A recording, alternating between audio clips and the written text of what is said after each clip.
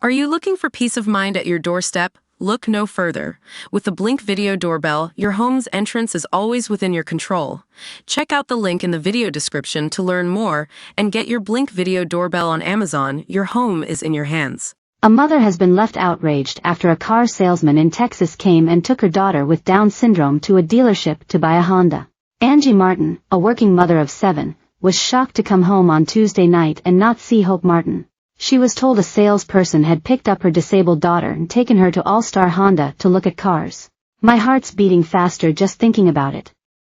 I got a text from her father, and he was like, I got a couple texts from someone, Angie told KTAB.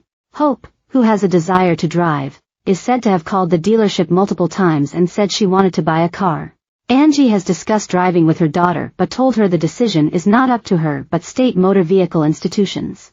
Hope, 27, then went out to try and buy a car, but her mother is furious the salesman did not recognize her daughter is vulnerable.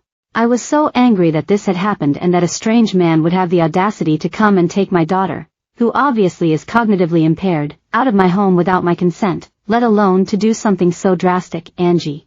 But she said she holds the management at the dealership mainly responsible rather than the salesman. You and I have inhibitions and limits, and when we start to stray outside of them, we're aware of it, she said. Hope doesn't have those. I provide that externally for her. I'm always trying to thread that needle between her rights as a human being and her safety. All-Star Honda Vice President Nicholas Varela said it is not uncommon for people at the dealership to provide transport to potential clients. Recently, an incident occurred that we feel it is important to address directly, he said in a statement. We are currently addressing this matter internally to ensure that we uphold the highest standards of inclusivity and respect. As a family-owned dealership, we do our best to act in the best interest of our customers and deeply regret any harm this may have caused. We apologize for any concern this may have caused and appreciate the community's understanding and support while we navigate this matter.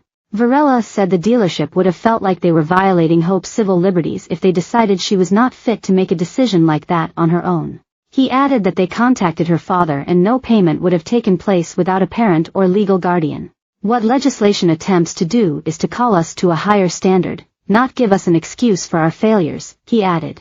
But Angie responded, that's not why it exists. I'm sure that they're on the learning curve and that they're rethinking things and examining things, and I think that good will come of this. She believes they are being self-protective in their statement and did not match what she was told at the time. They told me that their job is to sell cars. Hope wanted to buy a car, the mother said. Their job is not to discern whether someone is capable of buying a car, which brings up so many alarming questions like what about someone with dementia? Angie called Abilene police in response to the situation, and she said officers spoke with their special needs experts and determined kidnapping is not kidnapping if someone agrees to go willingly. Hope's family picked her up from the car dealership a few hours after arriving, and they have spoken to her about the incident. What would I change going forward? What do I want out of this? I want our community to do better, to do right by our people with additional needs, Angie said. They deserve to move about our community with some freedom and some safety and a lot of support. Staff at All-Star Honda will now be educated on procedure in similar situations, according to Varela.